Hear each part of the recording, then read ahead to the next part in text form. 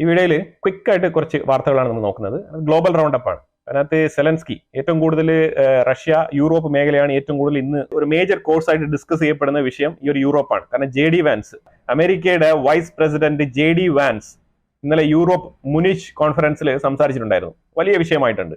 അതേപോലെ Elon Musk സംസാരിക്കുന്ന വിഷയങ്ങൾ, പിന്നെ കുറെ വിഷയങ്ങൾ ഇന്ന് പോപ്പുലർ ആയിട്ട് യൂറോപ്പ് മേഖലയിൽ ഡിസ്കസ് ചെയ്യപ്പെടുന്നുണ്ട്.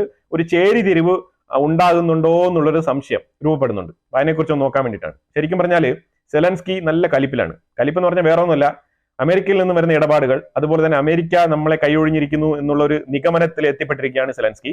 കാരണം മാർക്കോ റൂബിയോ ഇപ്പൊ ഇന്ന് ഇസ്രായേലിലുണ്ട്. പുള്ളി ഉടനെ തന്നെ സൗദി അറേബ്യയിലേക്ക് പോകുന്നതായിരിക്കും. അവിടെ വെച്ചിട്ട് കൗണ്ടർ പാർട്ടായിട്ടുള്ള റഷ്യൻ അംബാസിഡറുമായിട്ട് സംസാരിക്കാനുള്ള സാധ്യതയാണ് കാണുന്നത്. അപ്പൊ അവിടെ ഉണ്ടായി വരുന്ന സംസാരത്തിൽ ശരിക്കും പറഞ്ഞാൽ ഉക്രൈന്റെ കൗണ്ടർ പാർട്ടിനെ വിളിച്ചിട്ടില്ല എന്നുള്ളതാണ്. അപ്പൊ ഇതാണ് ആദ്യമായിട്ട് മനസ്സിലാക്കാൻ പറ്റുന്നത്. ഞാൻ പറഞ്ഞല്ലോ, ഇപ്പൊ ട്രംപ് സൗദിയിലേക്ക് വരുന്നു എന്നുള്ളതിന്റെ സൂചനയാണിത്. ട്രംപ് വരുന്നെങ്കിൽ സ്റ്റേറ്റ്സിന്റെ പോളിസി അനുസരിച്ച് ശരിക്കും പറഞ്ഞാൽ കുറച്ച് മുന്നോടിയായിട്ട് ചില ആൾക്കാർ വിസിറ്റ് ചെയ്യും. പിന്നെ അതിന് സെക്യൂരിറ്റിയും കാര്യങ്ങളൊക്കെ ഉറപ്പ് വരുത്തിയിട്ടാണ് ട്രംപ് വരുന്നത്. പ്രസിഡന്റ് അങ്ങനെ ചുമ്മാ വരത്തില്ല. അപ്പൊ അങ്ങനെ ചില പ്രോട്ടോകോൾസ് അമേരിക്കയിലുണ്ട്. അമേരിക്കയിൽ മാത്രമല്ല, എല്ലാ രാജ്യങ്ങൾക്കും ഉള്ളത് തന്നെയാണ്. പിന്നെ ചിലർ കുറച്ച് സിമ്പിൾ ആയിട്ട് ഇത് ചെയ്യും. അമേരിക്ക കുറച്ച് ലെങ്തി പ്രോസസ് ആണത്. അപ്പൊ ആ രീതിയിൽ കാര്യങ്ങളൊക്കെ മുന്നോട്ട് നീങ്ങാണ്. അപ്പൊ അതിലുപരിയായിട്ട് പറയാനുള്ളത് പറഞ്ഞു കഴിഞ്ഞാൽ സെലൻസ്കി ഒരു തീരുമാനത്തിൽ എത്തിയിട്ടുണ്ട്. അതായത് സെലൻസ്കിക്ക് അറിയാം സ്ഥലം നഷ്ടപ്പെടാൻ പോകുന്നു, യുദ്ധത്തിൽ പരാജയം ഏറ്റുവാങ്ങേണ്ടി വരും എന്നുള്ള നിലപാടാണ്. അപ്പൊ എങ്ങനെയെങ്കിലും ഒന്ന് പിടിച്ചു നിൽക്കാൻ വേണ്ടിയിട്ട് യൂറോപ്പിൽ ഒരു സെഗ്രിഗേഷൻ ഉണ്ടാക്കാനാണ്, ഒരു ക്ലിയർ ഡീവിയേഷൻ ഉണ്ടാക്കാൻ വേണ്ടിയിട്ടാണ് സെലൻസ്കി ശ്രമിക്കുന്നത്. യൂറോപ്പിനെ അമേരിക്കയ്ക്ക് എതിർച്ചേരിയിൽ കൊണ്ട് നിർത്തിയാലോ എന്നുള്ള ഒരു ചെറിയൊരു കുരുട്ട് ബുദ്ധി സെലൻസ്കിക്ക് തോന്നിയിട്ടുണ്ട്. അപ്പൊ സെലൻസ്കി ഇന്നലെ സംസാരിച്ചപ്പോൾ, മുനീഷിൽ തന്നെ സംസാരിച്ചപ്പോഴത്തേക്കും ചില വാചകങ്ങളൊക്കെ പറഞ്ഞിട്ടുണ്ടായിരുന്നു. ഇതുവരെ ഇത്രയും നാളും സെലൻസ്കി സംസാരിച്ചപ്പോഴത്തേക്കും വളരെ അപ്രീഷിയേറ്റബിൾ ആയിട്ടുള്ള പല രീതിയിലുള്ള ക്ലാപ്സും കാര്യങ്ങളൊക്കെയാണ് കിട്ടിക്കൊണ്ടിരുന്നത്. ഇന്നലെ പുള്ളി പറഞ്ഞത്, എനിക്ക് ഒരു പ്രതീക്ഷയില്ല, നാറ്റോയെ കുറിച്ചുള്ള എല്ലാ പ്രതീക്ഷകളും എനിക്ക് അവസാനിച്ചിരിക്കുന്നു. അപ്പൊ അതുകൊണ്ട് തന്നെ ഞാൻ യൂറോപ്പിന്റെ അടുത്താണ് പറയുന്നത്, നമുക്ക് യൂറോപ്പിനെ രക്ഷപ്പെടുത്താൻ വേണ്ടിയിട്ട് നമുക്ക് തന്നെ സ്വന്തമായിട്ട് യൂറോപ്യൻ യൂണിയനുമായിട്ട് ബന്ധപ്പെട്ടുള്ള കുറെ രാജ്യങ്ങളുടെ പേരൊക്കെ പറഞ്ഞുകൊണ്ട് പുള്ളി പറഞ്ഞു, നമുക്ക് സ്വന്തമായിട്ടൊരു ആർമി രൂപീകരിച്ചെടുക്കണം, എന്നിട്ട് റഷ്യക്ക് ബദലായിട്ട് എന്നിട്ട് റഷ്യ എതിർക്കണം. ആ രീതിയിലാണ്. അപ്പൊ നിങ്ങളുടെ എല്ലാം സപ്പോർട്ട് എനിക്ക് വേണം എന്നുള്ള രീതിയിലാണ് സെലൻസ്കി ചോദിച്ചുകൊണ്ടിരിക്കുന്നത്. ശരിക്കും പറഞ്ഞാൽ ഇത് മണ്ടത്തരമാണ്. എന്നാലും പുള്ളിക്ക് പറയാതിരിക്കാൻ വയ്യ. പുള്ളി ഇപ്പൊ ആ ഒരു രാജ്യത്തിനെ ലീഡ് ചെയ്യുന്ന ഒരു ലീഡറാണ്. അപ്പൊ ഏതെങ്കിലും ഒരു മാർഗത്തിൽ, ഏതെങ്കിലും ഒരു വഴിയിൽ ഒരു ഓപ്പർച്യൂണിറ്റി എങ്ങനെയെങ്കിലും കിട്ടിയാൽ റഷ്യ പിടിച്ചെടുത്തിരിക്കുന്ന ഈ ഒരു സ്ഥലങ്ങളൊക്കെ ഒന്ന് തിരിച്ചു പിടിക്കാൻ സാധിക്കുമോ എന്നുള്ള രീതിയിലുള്ള ഒരു കൗണ്ടർ നെഗോസിയേഷൻ എങ്ങനെയെങ്കിലും ചെയ്യാൻ പറ്റുമോ എന്നുള്ള രീതിയിലുള്ള ശ്രമമാണ് സെലൻസ്കി നടത്തുന്നതായിട്ട് നമുക്ക് മനസ്സിലാക്കാൻ പറ്റുന്നത്. കാരണം ഇത്രയും സ്ഥലം നഷ്ടപ്പെട്ടു കഴിഞ്ഞാൽ ഏതാണ്ട് 20-25% ഉണ്ട്. ഈ ടോട്ടൽ ഉക്രൈന്റെ സ്ഥലം കണക്കാക്കി നോക്കുമ്പോഴത്തേക്കും റഷ്യ പിടിച്ചു വെച്ചിരിക്കുന്നത് ഏതാണ്ട് 20% എബോ ആണ്. അപ്പൊ ഇത്രയും സ്ഥലം റഷ്യക്കുള്ളിൽ പോവാണെന്ന് പറഞ്ഞു കഴിഞ്ഞാൽ സെലൻസ്കിക്ക് ഇതേപോലത്തെ ഒരു പരാജയം ഇനി ജീവിതത്തിൽ ഏറ്റുവാങ്ങാനില്ല എന്നുള്ളതാണ്. അപ്പൊ ആ രീതിയിലാണ് കാര്യങ്ങൾ മുന്നോട്ട് പൊയ്ക്കൊണ്ടിരിക്കുന്നത്. ഇനി അത് കൂടാതെ 2-3 കാര്യങ്ങളും കൂടെ ഉണ്ട്. പിന്നെ ഇതിനകത്ത് സെലൻസ്കി ഒരു പോയിന്റ് കൂടെ പറഞ്ഞത്, നാറ്റോ രാജ്യങ്ങളെ കൺട്രോൾ ചെയ്യുന്നത് പുടിൻ ആണെന്നാണ് പുള്ളി ഡയറക്റ്റ് ആയിട്ട് ഒരു സ്റ്റേറ്റ്മെന്റ് പറഞ്ഞത്. എന്തുകൊണ്ടാണ് പറഞ്ഞു വെച്ചാൽ, പുടിൻ ട്രംപ് ത്രൂ നാറ്റോ രാജ്യങ്ങളെ കൺട്രോൾ ചെയ്യുന്നു എന്നുള്ളൊരു സ്റ്റേറ്റ്മെന്റ് ആണ് പറഞ്ഞത്.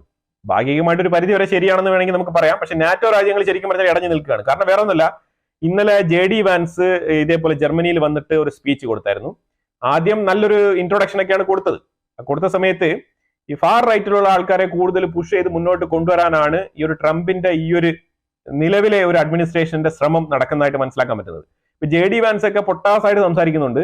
നമ്മൾ ഉദ്ദേശിക്കുന്ന പോലെയൊന്നുമല്ല. ട്രംപ് സെലക്ട് ചെയ്ത് വെച്ചിരിക്കുന്ന ഓരോ സെനറ്ററും, അതുപോലെ തന്നെ ഇമ്പോർട്ടന്റ് ആയിട്ടുള്ള പൊസിഷൻ കൊടുത്തിരിക്കുന്ന ഓരോ വ്യക്തികളും വളരെ സ്റ്റണ്ണിങ് ആയിട്ടുള്ള പെർഫോമൻസ് ആണ് കാഴ്ചവെക്കുന്നത്. JD വാൻസ് തന്നെ ഈ രീതിയിലുള്ള പെർഫോമൻസ് ആണ് കാഴ്ചവെക്കുന്നത്. അപ്പൊ ഇനിയിപ്പോ എടുത്തു വെച്ചിരിക്കുന്ന മറ്റുള്ള ആൾക്കാരുടെയൊക്കെ പെർഫോമൻസ് നമ്മൾ കാണാനിരിക്കുന്നേ ഉള്ളൂ. യൂറോപ്പിന്റെ ഉള്ളിലൊക്കെ വന്ന് ഇതേപോലത്തെ ഒരു സ്പീച്ച് കൊടുക്കാന്നൊക്കെ പറഞ്ഞു കഴിഞ്ഞാൽ അസാധ്യമാണ്. കാരണം ഇത്രയും നാളും അവരൊരു സോപ്പിട്ട് ഒരു മയത്തില് ഒരു ഫ്ലെക്സിബിലിറ്റി കാണിച്ചുകൊണ്ടാണ് ഏതൊരു കാലഘട്ടത്തും അമേരിക്ക യൂറോപ്പിന്റെ ഒരു നയം മുന്നോട്ട് കൊണ്ടുപോയിക്കൊണ്ടിരുന്നത്. പക്ഷേ ഇന്നലെ സംഭവിച്ചത് തികച്ചും വ്യത്യസ്തമായിരുന്നാണ് മനസ്സിലാക്കേണ്ടത്. ഒറ്റ സ്റ്റേറ്റ്മെന്റ് ആണ്, നിങ്ങൾ യൂറോപ്യൻ യൂണിയന്റെ ഉള്ളിലുള്ള ഈ ഒരു തൊഴുത്തിൽ കുത്ത് അത് ആദ്യം നിർത്തിക്കോ, അതായിരിക്കും നിങ്ങൾക്ക് നല്ലത്. കാരണം വേറെ ഒന്നുമല്ല, യൂറോപ്പിന്റെ സെക്യൂരിറ്റി ഒരിക്കലും അമേരിക്കയുടെ ഉത്തരവാദിത്തമല്ല എന്നുള്ളത് ഒരു മടിയും കൂടാതെ JD വാൻസ് അങ്ങ് പറഞ്ഞു കളഞ്ഞതാണ്. അത് പറഞ്ഞതോടുകൂടി യൂറോപ്യൻ യൂണിയൻ സ്റ്റണ്ടായി നിന്നത് കേട്ടോണ്ടിരിക്കുന്ന ഒരു അവസ്ഥയാണ് അവിടെ ഉണ്ടായത്. ശരിക്കും പറഞ്ഞാല് ജർമ്മനി ഇപ്പൊ അടുത്ത് ഉടനെ തന്നെ ഇലക്ഷനെ ഫേസ് ചെയ്യാൻ വേണ്ടി ഇരിക്കുകയാണ്. ഇലക്ഷൻ ഫേസ് ചെയ്യുമ്പോൾ എന്താണ് സംഭവിക്കാൻ പോകുന്നത്? ഇതിനകത്ത് ഒരു പാർട്ടിയുടെ പേര് ഞാൻ പറയാം, AFD എന്നാണ് ഈ ഒരു പാർട്ടി. AFD. ഈ AFD പാർട്ടി എന്ന് പറയുന്നത് ജർമ്മനിയിലെ ഫാർ റൈറ്റ് ആണ്. ജർമ്മനിയെ സംബന്ധിച്ചിടത്തോളം ലെഫ്റ്റ് ഉണ്ട്, റൈറ്റ് ഉണ്ട്, സെന്റർ ലെഫ്റ്റ്, ഫാർ ലെഫ്റ്റ്, അതേപോലെ സെന്റർ റൈറ്റ്, ഫാർ റൈറ്റ്. ഇതിനകത്ത് AFD എന്ന് പറഞ്ഞ പാർട്ടി ഫാർ റൈറ്റ് ആണ്. ഏതാണ്ട് ഇലക്ഷന് മുൻപ് തന്നെ ഏതാണ്ട് 25% മെജോറിറ്റി ഉണ്ടെന്നാണ് മനസ്സിലാക്കാൻ പറ്റുന്നത്. അഥവാ ഇവർ ജയിച്ചു വന്നു കഴിഞ്ഞാൽ ഈ ഫാർ റൈറ്റ് സപ്പോർട്ടേഴ്സ് ജയിച്ചു വരണം എന്നാണ് ഡൊണാൾഡ് ട്രംപിന്റെ അഡ്മിനിസ്ട്രേഷൻ വിചാരിക്കുന്നത്. അതിന് ട്രംപ് ചെയ്യുന്ന പരിപാടി എന്ന് പറഞ്ഞാൽ ഇലോൺ മസ്ക് ത്രൂ ശ്രമിക്കുകയാണ്. ഇലോൺ മസ്ക് ഈ കുറെ നാൾ ജർമ്മനിയെ കുറിച്ചുള്ള ചില ട്വീറ്റുകളും ഈ ഫാർ റൈറ്റ് ആൾക്കാർ മുന്നോട്ട് വരണം എന്നുള്ള ട്വീറ്റുകളൊക്കെ ഇലോൺ മസ്ക് ഇട്ടിട്ടുണ്ടായിരുന്നു. അപ്പൊ ഇലോൺ മസ്കിനെ കുറിച്ച് ഒരു പരാമർശം അവിടെ വന്നിട്ടുണ്ടായിരുന്നു. മസ്ക് അനാവശ്യമായിട്ട് ജർമ്മനിയുടെ കാര്യങ്ങളൊക്കെ ഇടപെടുന്നു എന്നുള്ള രീതിയിലുള്ള ചില ഈ ഇങ്ങനത്തെ ട്വീറ്റുകളൊക്കെ ഇടുന്നുള്ള ചില ഇടപെടലുകളെ കുറിച്ചുള്ള ചില വിയോജിപ്പുകൾ ജർമ്മനിയുടെ ഭാഗത്തു നിന്ന് ജർമ്മനിയിലെ ഒരു വിരോധം അവിടെ കാഴ്ചവെക്കുകയുണ്ടായി. പിന്നെ ഈ ഒരു ഡോജിന്റെ തലപ്പത്തിൽ മാറ്റണം തന്നെ USA ഇതേപോലെ ഈ ഒരു ജർമ്മൻ യൂറോപ്യൻ ഭാഗത്തു നിന്നൊക്കെ അവിടെ പോയി താമസിക്കുന്ന കുറച്ച് ആൾക്കാരുണ്ട്. യൂറോപ്യൻ കമ്മ്യൂണിറ്റിക്കും അവിടെ നിർണായകമായിട്ടുള്ള ഒരു സ്ട്രെങ്ത് പോപ്പുലേഷൻ ഉണ്ടല്ലോ USA. അവര് വിയോജിപ്പ് രേഖപ്പെടുത്തുകയാണ് ഈ ഒരു ഡോജ് എന്ന് പറഞ്ഞ സംഘടനയുടെ തലപ്പത്ത് നിന്ന് ഇലോൺ മസ്കിനെ മാറ്റണം എന്നൊക്കെ പറഞ്ഞുകൊണ്ട്. വാലിഡ് ആയിട്ടുള്ള റീസൺ ഒന്നുമില്ല. പിന്നെ പവർ, ഈ ഹോൾ പവർ ഒരു ഇൻഡിവിജ്വൽ പേഴ്സന്റെ കയ്യിൽ ഇരിക്കാന്ന് പറഞ്ഞാൽ ആ പേഴ്സൺ ആണെങ്കിൽ മണി കൊണ്ട് പവർഫുൾ ആണ്. അതൊരു ഡേഞ്ചർ തന്നെയാണ്, ഇല്ലാന്ന് ഞാൻ പറയുന്നില്ല. ഇലക്ടഡ് പേഴ്സൺ അല്ല, അതൊരു മെയിൻ റീസൺ ആണ്. അമേരിക്കയിൽ ഇങ്ങനെയൊക്കെ നടക്കും, മറ്റുള്ള രാജ്യങ്ങളിൽ ഇങ്ങനെ നടക്കുക എന്നുള്ളത് അസാധ്യമായിട്ടുള്ള കാര്യം. ഒരു ഇലോൺ മസ്കിന്റെ ആ ഒരു കമന്റിന് നല്ലൊരു മറുപടി JD വാൻസ്. കാരണം ഇലോൺ മസ്ക് ചെയ്യുന്ന അജണ്ട അതായത് ഈ ട്രംപ് അഡ്മിനിസ്ട്രേഷന്റെ അജണ്ടയാണ് ഇലോൺ മസ്ക് മുന്നോട്ട് കൊണ്ടുപോകുന്നത്. അപ്പൊ അങ്ങനെ കൊണ്ടുപോകുന്നതിന്റെ ഭാഗമായിട്ടാണ് ഈ യൂറോപ്പിനെതിരെ വന്ന ട്വീറ്റ് ഒക്കെ, അത് ഫാർ റൈറ്റ് പാർട്ടികളെ പ്രൊമോട്ട് ചെയ്തുകൊണ്ടുള്ള ട്വീറ്റ് ആണ് ഇലോൺ മസ്ക് ചെയ്തത്. അതിനെ കൃത്യമായിട്ട് ഓർത്ത് വെച്ചുകൊണ്ട് JD വാൻസ് ഇന്നലെ അതിനെ കൗണ്ടർ ചെയ്തു. ഗ്രേറ്റ തൻബർഗ് എന്ന് പറഞ്ഞ ഒരു ലേഡി, ഒരു കൊച്ചുകുട്ടിയായിരിക്കുമ്പോൾ തന്നെ അമേരിക്കക്കെതിരെ സംസാരിച്ച് തുടങ്ങി ഫേമസ് ആയ ഒരു ലേഡിയാണ്. യുണൈറ്റഡ് നേഷൻസിലാണ് ഇവരെ കൊണ്ട് അരങ്ങേറ്റുന്നത്. എന്തിനാണ്? ക്ലൈമറ്റ് ചേഞ്ച് ഫോറമിലൊക്കെ. അത് ഘോര അമേരിക്കക്കെതിരെ പ്രസംഗിച്ച് പല രീതിയിലും പല ഫോറംസിലും ഈ യൂറോപ്പ് ഈ ഒരു ലേഡിയെ നല്ല രീതിയിൽ പ്രൊമോട്ട് ചെയ്ത് കൊണ്ടുപോയിട്ടുണ്ടായിരുന്നു. യൂറോപ്പ്, അതായത് അമേരിക്കക്കെതിരെ പല സ്റ്റേറ്റ്മെന്റുകൾ, അവരുടെ തൊഴിൽ വ്യവസായങ്ങൾ, അതിലൂടെ ഉണ്ടാകുന്ന കാർബൺ എമിഷൻ, അതുപോലെ തന്നെ ക്ലൈമറ്റ് ചേഞ്ച്, പ്ലാസ്റ്റിക് വേസ്റ്റ്, ട്രംപിന്റെ ചില നയങ്ങളൊക്കെ ഉണ്ടായിരുന്നല്ലോ. അതായത് പ്ലാസ്റ്റിക്കിനെ പ്രൊമോട്ട് ചെയ്യാന്നുള്ളതൊക്കെ ഇപ്പൊ പ്ലാസ്റ്റിക്കിനെ പ്രൊമോട്ട് ചെയ്തുകൊണ്ടുള്ള, പേപ്പറിനെ നിരോധിച്ചുകൊണ്ടുള്ള, പേപ്പർ പ്രോഡക്റ്റ് റെഡ്യൂസ് ചെയ്യാനും പ്ലാസ്റ്റിക്കിനെ പ്രൊമോട്ട് ചെയ്തുകൊണ്ടുള്ള എക്സിക്യൂട്ടീവ് ഓർഡറൊക്കെ ട്രംപ് പാസ്സാക്കിയിട്ടിരിക്കുകയാണ്. അപ്പൊ അതിന് JD വാൻസ് പറഞ്ഞത്, കഴിഞ്ഞ 10 വർഷമായിട്ട് ഈ ഒരു ഗ്രേറ്റ തൻബർഗ് എന്ന് പറഞ്ഞ ലേഡിയുടെ ഫൂളിഷ്നെസ് കേട്ട് ഞങ്ങൾ സഹിച്ചുകൊണ്ട് ഞങ്ങൾ 10 വർഷം USA മുന്നോട്ട് പോയില്ലേ. നിങ്ങൾ കുറച്ചൊക്കെ ഒരു 6-7 മാസത്തേക്ക് ഈ ഒരു മസ്കിനെ സഹിച്ചാൽ എന്താണ് പ്രശ്നം? ആ രീതിയിലുള്ള കൗണ്ടറാണ് അവിടെ കൊടുത്തത് JD വാൻസ്. ഇതൊക്കെ കേട്ട് യൂറോപ്പ് ഇതുവരെ ചരിത്രത്തിൽ ഒരു അമേരിക്കൻ വൈസ് പ്രസിഡന്റിന്റെയോ അല്ലെങ്കിൽ ഒരു അമേരിക്കൻ റെപ്രസെന്റേറ്റീവിന്റെയോ വായിൽ നിന്ന് പോലും കേൾക്കാത്ത രീതിയിലുള്ള വാക്കുകളാണ് JD വാൻസിന്റെ വായിൽ നിന്ന് വന്നത്. അപ്പൊ JD വാൻസ് അടുത്ത് പറഞ്ഞത്, നിങ്ങളുടെ പ്രശ്നം നിങ്ങളുടെ ഉള്ളിൽ തന്നെയാണ്. ചൈനയോ റഷ്യയോ അല്ല നിങ്ങളെ ആക്രമിക്കാനോ നിങ്ങളെ അറ്റാക്ക് ചെയ്യാനോ വരുന്നത്. അവർ നിങ്ങൾക്ക് ഒരു ത്രെട്ടേ അല്ല.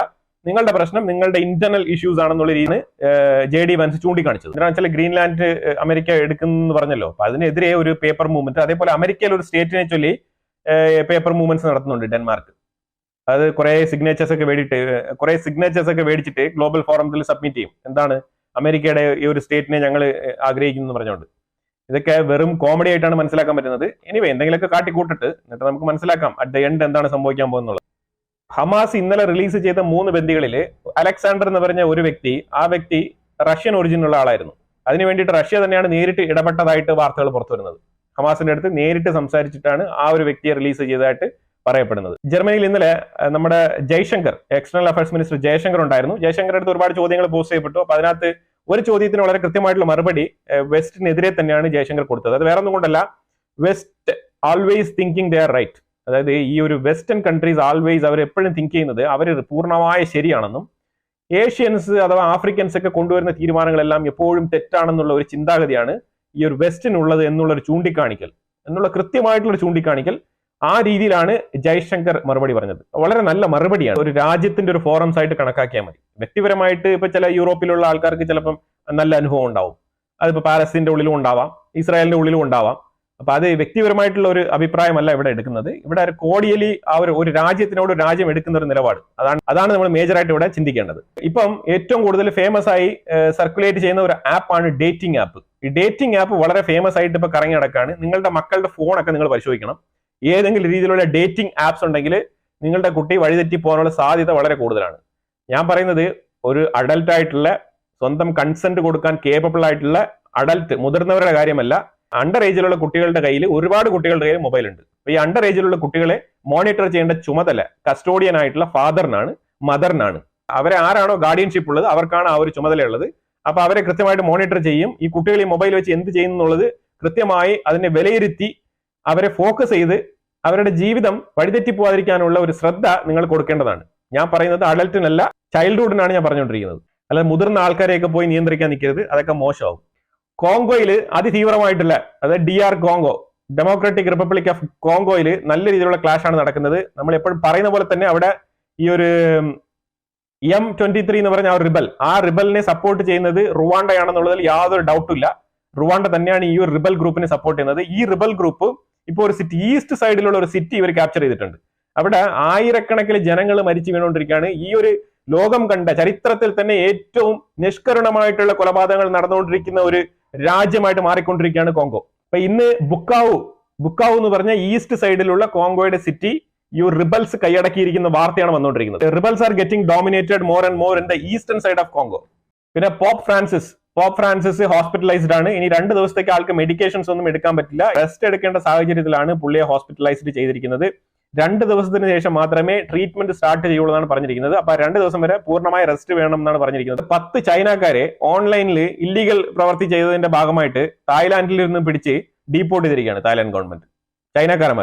10 ചൈനക്കാരന്മാരെ തായ്ലാന്റിൽ നിന്ന് ഡീപ്പോർട്ട് ചെയ്തിട്ടുണ്ട്. എന്തിനാണെന്ന് പറഞ്ഞാൽ ഓൺലൈൻ ഫ്രോഡ് പോലുള്ള പരിപാടികൾ തായ്ലാന്റിന്റെ ഉള്ളിൽ പോയിരുന്ന് ചെയ്തതിന്റെ ഭാഗമായിട്ടാണ് ഇവരെ കണ്ടെത്തി ഈ ഒരു 10 പേരെയും ചൈനയിലേക്ക് ഡീപ്പോർട്ട് ചെയ്തിരിക്കുന്നത്. 2024 മാത്രം സൗദി അറേബ്യ ഫേസ് ചെയ്ത ലേബർ കേസുകൾ, അതായത് തൊഴിലുമായിട്ട് സംബന്ധപ്പെട്ട ലേബർ കേസുകൾ 1,33,000 എന്നാണ് അവരുടെ റിപ്പോർട്ട് പുറത്തു വന്നിരിക്കുന്നത്. അപ്പോൾ 1,33,000 എന്ന് പറഞ്ഞാൽ അത്രമാത്രം ഭീകരമായ രീതിയിലുള്ള ലേബർ ക്രൈസിസ് കേസുകൾ ഉണ്ടായിട്ടുണ്ടെന്നുള്ളതാണ് മനസ്സിലാക്കേണ്ടത്. ഇതിൽ പലതും തൊഴിൽദാതാവിനെതിരെയുള്ള കേസുകൾ, ശമ്പളം കിട്ടാത്തതിന്റെ കേസുകൾ, അതുപോലെ തന്നെ വിസയിൽ വന്നിട്ട് ആ വിസയിൽ പണിയെടുക്കാതെ അബ്സ്കോണ്ടായ കേസുകൾ, ഇങ്ങനെ കുറെ കേസുകളുണ്ട്. മേജറായിട്ട് ശമ്പളത്തിന്റെ ഇഷ്യൂ ആണ് ഇതിനകത്ത് ഏറ്റവും കൂടുതൽ ഡിസ്കസ് ചെയ്യപ്പെടുന്നത്. യൂറോപ്യൻ യൂണിയൻ US-നെതിരെ ഒരു സ്റ്റാൻഡ് എടുക്കാനുള്ള സാഹചര്യമാണ് ഉരുത്തിരിഞ്ഞു വരുന്നത്. ഇത് വേറെ ഒന്നും കൊണ്ടല്ല, അതായത് ഇന്നലെ JD വാൻസ് പറഞ്ഞതുപോലെ ട്രംപിന്റെ അഡ്മിനിസ്ട്രേഷന്റെ കൃത്യമായിട്ടുള്ള ചില നിലപാടുകളാണ്. ആ നിലപാടുകൾ കൊണ്ടാണ് ഈ ഒരു സ്റ്റാൻഡിലേക്ക് യൂറോപ്യൻ യൂണിയൻ മാറുന്നതായിട്ട് കാണാൻ കഴിയുന്നത്. കാരണം JD വാൻസ് ഒന്നുകൂടെ തുറന്നു പറഞ്ഞു കഴിഞ്ഞു, ഞങ്ങൾ 2% നിങ്ങൾ നാറ്റോയ്ക്ക് നിങ്ങൾ കൊടുക്കുന്ന കോൺട്രിബ്യൂഷൻ, അത് പോരാ, 5% ഉയർത്തണം എന്നുള്ള ഒരു റിക്വസ്റ്റും കൂടെയാണ് വെച്ചിട്ട് പോയിരിക്കുന്നത്. ഇത് ശരിക്കും പറഞ്ഞാൽ 5% കോൺട്രിബ്യൂഷൻ എന്ന് പറയുമ്പോഴത്തേക്കും 10 രൂപയാണ് അവരുടെ വരുമാനം എന്നുണ്ടെങ്കിൽ 5 രൂപ നാറ്റോയ്ക്ക് കൊടുക്കണം എന്നാണ് പറയുന്നത്. അപ്പൊ ഇത് വല്ലാത്ത രീതിയിൽ യൂറോപ്പിൽ ഓൾറെഡി തന്നെ ക്രൈസിസ് ആണ്. അവരുടെ ഓൾറെഡി പോപ്പുലേഷൻ ഡിമിനിസ്ഡ് ആണ്. പിന്നെ അവിടെ തന്നെ left right, far left far right എന്നൊക്കെ പറഞ്ഞുകൊണ്ട് പല രീതിയിലുള്ള പ്രശ്നങ്ങളുമായിട്ട് അവിടെ നടക്കുകയാണ്. ജർമ്മനിയിലൊക്കെ ഇനി ഇലക്ഷൻ വരേണ്ടതുണ്ട്. ഇലക്ഷനിൽ തന്നെ ഫാർ റൈറ്റ് വിജയിച്ചു കഴിഞ്ഞാൽ ഉണ്ടാകാൻ പോകുന്ന വിഷയം, ഈ ഫാർ റൈറ്റിലുള്ള ആൾക്കാർ ഈ പണ്ടത്തെ ആ ഒരു യഹൂദർക്കെതിരെയുള്ള നിലപാടില്ലേ ഹിറ്റ്ലറിന്റെ ഒപ്പം വെക്കുന്നത്, അപ്പൊ അതാക്കി പത്രമായിട്ട് ഇവര് പുറത്ത് വരാണ്ടിരുന്നതാണ്. പക്ഷെ ഇപ്പൊ ഒരു ഇസ്ലാമിക് കടന്നുകയറ്റം, അതായത് ഈ ഒരു റെഫ്യൂജികളുടെ കടന്നുകയറ്റം, ഈ ഒരു കടന്നുകയറ്റം മുനീച്ചിൽ അഫ്ഗാനി ഉണ്ടാക്കിയ ഒരു ആക്സിഡന്റ് ഇല്ലേ, 10-36 ആൾക്കാരുടെ ജീവനെടുത്ത ആ ഒരു ആക്സിഡന്റ്, ഇതെല്ലാം കൊണ്ട് തന്നെ തുടരെ നടക്കുന്ന തീവ്രവാദ ആക്രമണങ്ങൾ, ഇതൊക്കെ കൊണ്ട് തന്നെ ഈ ഒരു ഫാർ റൈറ്റ് ആൾക്കാർ മുന്നോട്ട് വരുന്ന ഒരു സാഹചര്യം ഉണ്ടാക്കിയിരിക്കുന്നുള്ളതാണ്. അപ്പൊ അതിനെ പിന്തുണച്ചുകൊണ്ടാണ് ഇലോൺ മസ്ക് സപ്പോർട്ട് ചെയ്യുന്നത്. അപ്പൊ ഇതൊക്കെയാണ് സമഗ്രമായിട്ടുള്ള കുറച്ച് ഗ്ലോബൽ അപ്ഡേറ്റ്സ് ഞാൻ ഇതിനകത്ത് ഉൾപ്പെടുത്തിയത്. ഇതിനെക്കുറിച്ചുള്ള അഭിപ്രായങ്ങൾ കമന്റ് ബോക്സിൽ രേഖപ്പെടുത്തുക. വീഡിയോ ഇഷ്ടപ്പെടുന്ന ലൈക്ക് ചെയ്യുക, ഷെയർ ചെയ്യുക. അതുപോലെ തന്നെ നിങ്ങൾ ആദ്യമായിട്ടാണ് ചാനൽ കാണുന്നുണ്ടെങ്കിൽ മറക്കാതെ സബ്സ്ക്രൈബ് ചെയ്യുക. വീണ്ടും അടുത്തൊരു വിഷയമായിട്ട് വരാം. Thank you so much.